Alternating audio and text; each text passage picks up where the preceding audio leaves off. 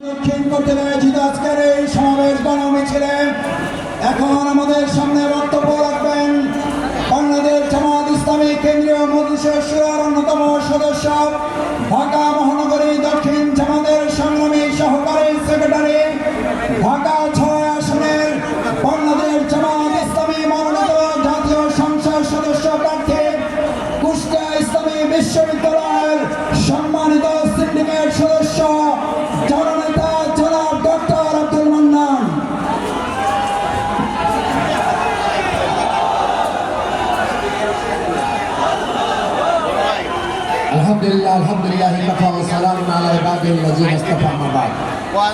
বাংলাদেশ জামাত ইসলামী ঢাকা মহানগরী দক্ষিণ কর্তৃক আয়োজিত জুলাই রক্তাক্ত জুলাই এই সমাবেশ এবং গণমিছিলের সংগ্রামী সভাপতি মহানগরী সংগ্রামী আমির কেন্দ্রীয় নির্বাহী পরিষদ সদস্য জননেতা জনাব নুরুল ইসলাম বুলবুল ভাই, উপস্থিত আজকের সম্মানিত প্রধান অতিথি বাংলাদেশ জামাত ইসলামীর কেন্দ্রীয় সেক্রেটারি জেনারেল, বারবার কারা নির্যাতিত নেতা, আগামী দিনে এই জুলাই আগস্ট অভ্যুত্থানের স্পিরিট বাস্তবায়নের অগ্রসেনানী জনতা জনাব অধ্যাপক মিয়া গোলাম পরার সাবেক এমপি, সম্মানিত নেতৃবৃন্দ, সাংবাদিক বন্ধুরা, সমবেত ঢাকাবাসী, আসসালামু আলাইকুম ওয়া রাহমাতুল্লাহি ওয়া বারাকাতুহু।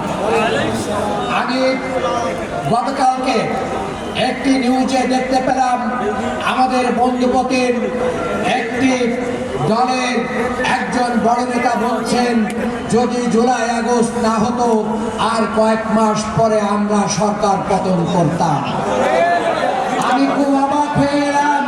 আপনার কি ভালো লাগে না এই জুলাই এবং আগস্টে পতন হয়েছে এই ছাত্র জনতার হাত ধরে? এটা কি পছন্দ হয় না? আপনারা তো বহুবার ঈদের পরে কর্মসূচি দিতে চেয়েছিলেন, তা তো সফল হয় না।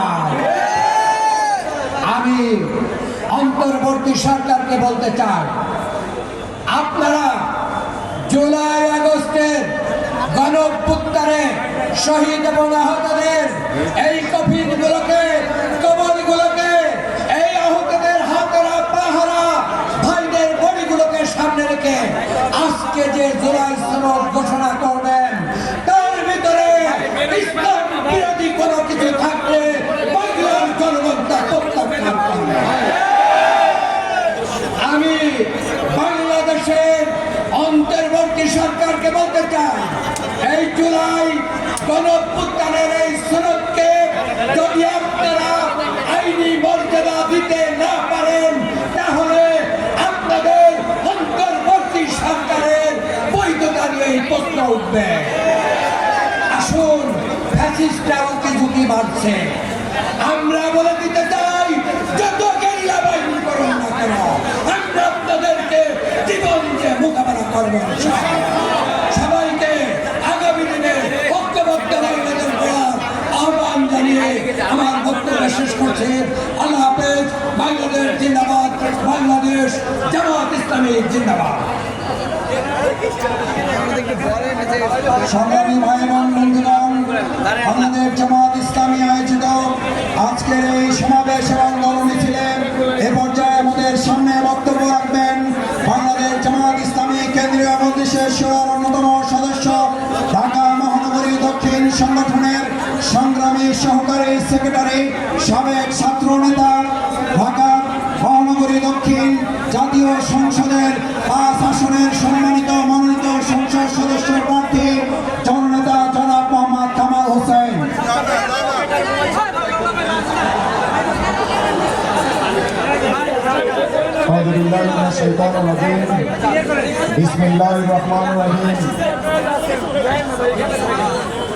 বাংলাদেশ জামাত ইসলামী ঢাকা মহানগরী দক্ষিণ উদ্যোগে ঐতিহাসিক ছাত্র জনতার গণঅভ্যুত্থান দিবস উপলক্ষে আয়োজিত গণমিছিল পূর্বক এই সমাবেশের সংগ্রামী সভাপতি বাংলাদেশ জামাত ইসলামীর নির্বাহী পরিষদ সদস্য, বিগত 17 বছরে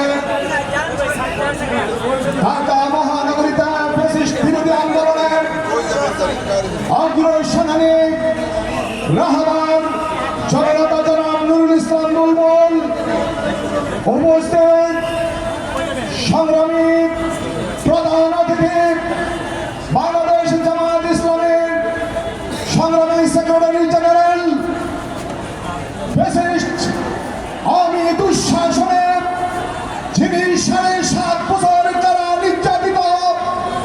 নির্যাতিত মজলুম জননেতা, সাবেক এমপি জননেতা জনাব অধ্যাপক মিয়া গোলাম পরোয়ার, উপস্থিত সংগ্রামী কেন্দ্রীয় মহানগরী নেতৃবৃন্দ এবং আজকের বিপ্লবী সংগ্রামী সমাবেশ, আসসালামু আলাইকুম ওয়া রাহমাতুল্লাহ।